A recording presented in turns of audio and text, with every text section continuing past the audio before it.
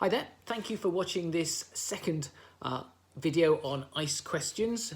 In this one we're going to concentrate on the concern section, the expectation section, and also look at what these windows of opportunity are to enable us to ask these ICE questions in a more natural conversational way that flows with the consultation. So first remember those 8 takeaway points. So number 1, ideas can be triggers or diagnosis. Concerns can be worst diagnosis or worst impact of the condition on the patient. And expectations can be tests or treatments or other things like sick notes. Number 3 is look to soften the language used so the patient doesn't feel like they're put on the spot. Number 4, adapt your ICE questions based on any information you've already obtained in the consultation. Number 5 is look for the opportunity, the windows of opportunity to enable the conversation to flow naturally.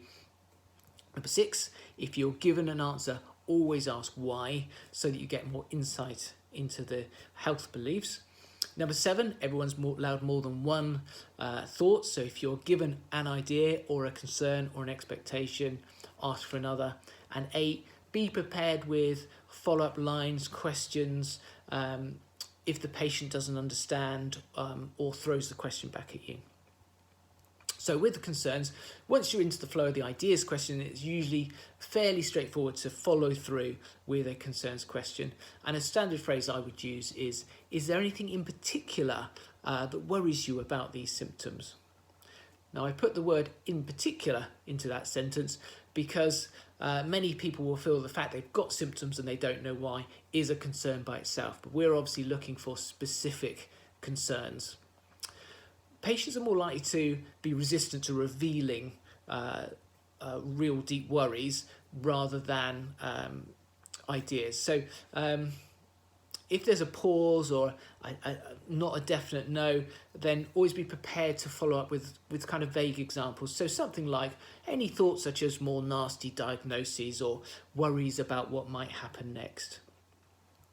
The softening introduction line that I tend to put is a phrase, just so I know.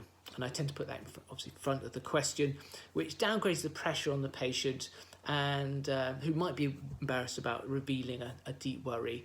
And it shows that, I'm not asking them to tell me what's wrong. I'm just asking what their thoughts are. So just so I know, is there anything in particular that worries you about these symptoms? An alternative phrase you could try if the patient is unsure what you mean, a bit more explanation would be, well, it's natural to think about more worrying thoughts when a person has symptoms. Did any of those cross your mind? Always look to adapt your standard questions based on any information you already have. So it may be the ideas question found they chatted to their friend about their symptoms. So you can use this. When you were thinking about your symptoms or chatting with your friend, did you consider any worrying causes at all? Remember, if you're given a concerns answer, ask why. And a basic follow-up why question would be, yes, that would be worrying. What was it about these symptoms that made you think of that?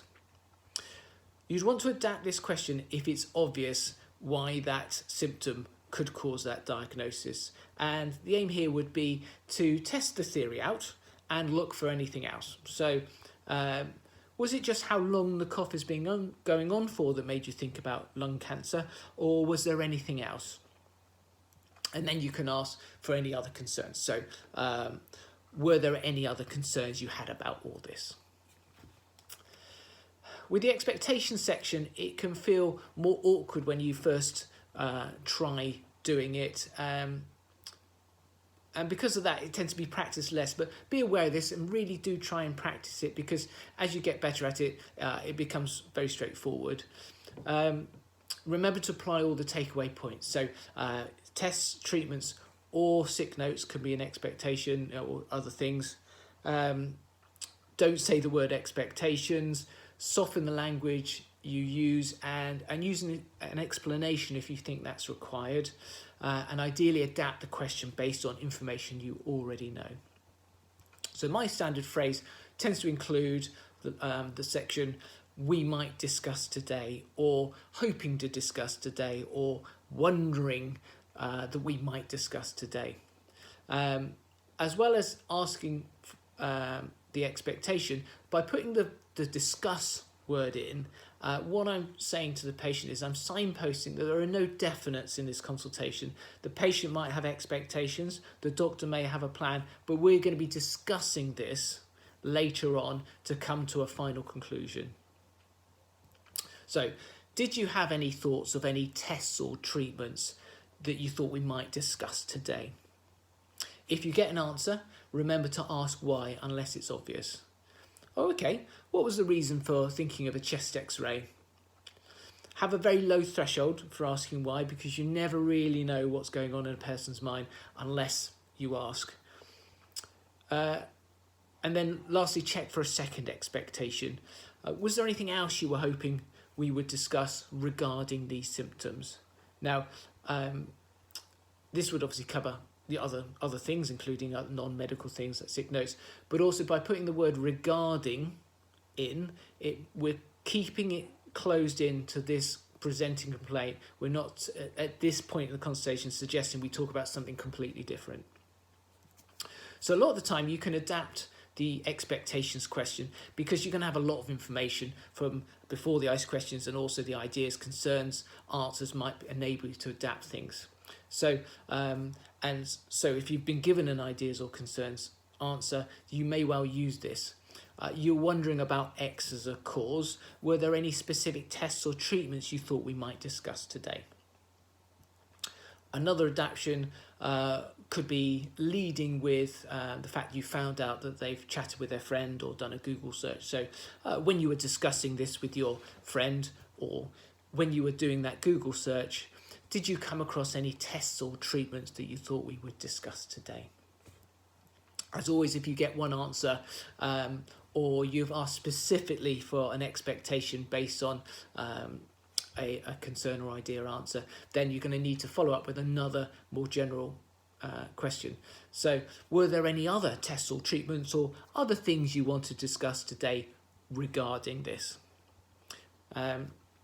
If you are concerned about asking the expectations question, then set up the discussion with an explanation.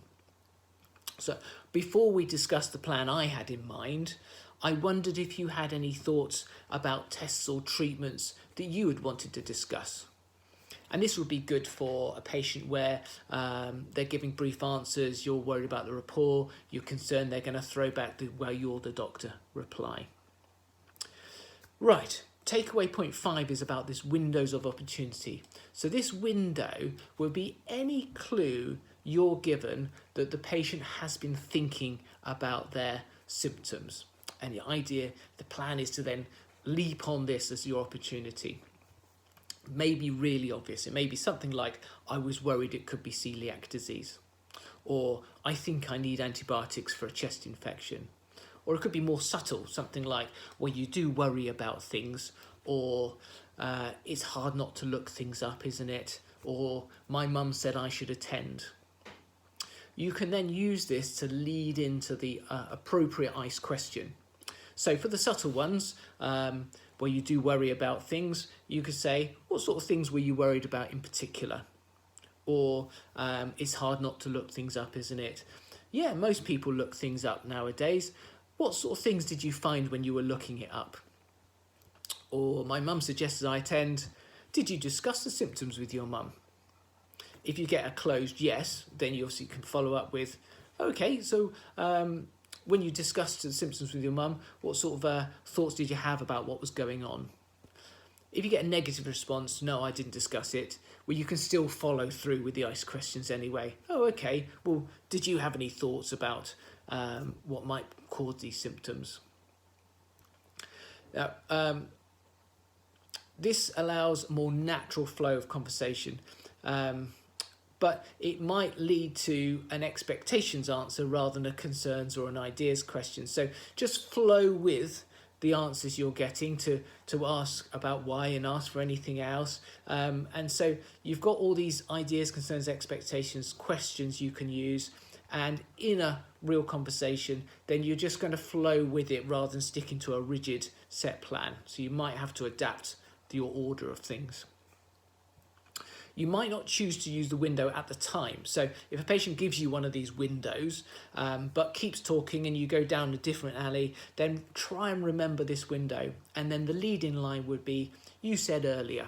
So you said earlier that you chatted to your mum about these symptoms.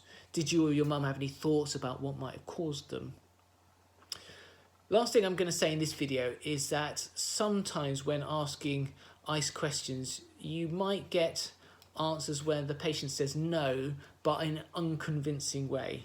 So look out for these, because it's worth following up, asking in a way that gives the patient permission, gives them more time to think about their answer. So did you have any thoughts about what might have triggered off these symptoms? Well, no, not really.